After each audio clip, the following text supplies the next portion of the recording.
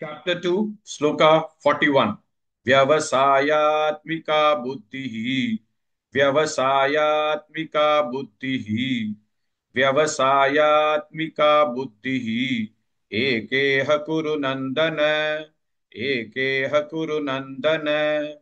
Ekeha kuru nandana. Vyavasayatmika buddhihi. Ekeha kuru nandana.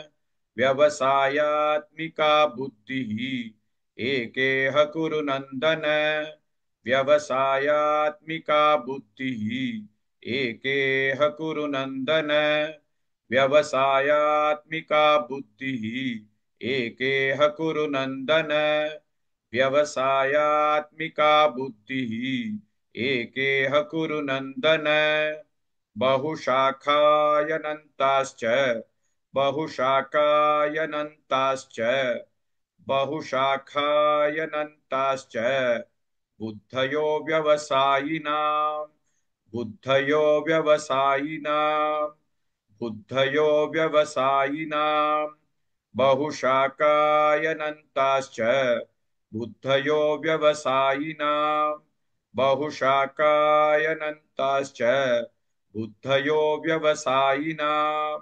बहुशाखायनन्ताश्च बुद्धयो व्यवसायिनां बहुशाखायनन्ताश्च बुद्धयो व्यवसायिनां बहुशाखायनन्ताश्च बुद्धयो व्यवसायिनां व्यवसायात्मिका बुद्धिः एकेह कुरु नन्दन बहुशाखायनन्ताश्च बुद्धयो व्यवसायिनां.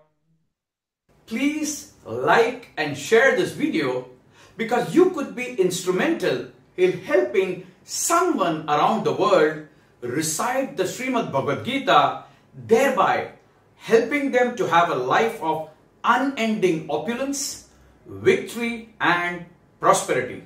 This is mentioned in chapter 18, Sloka 78. Yes, don't forget to buy my book, Leadership Can Be Child's Play.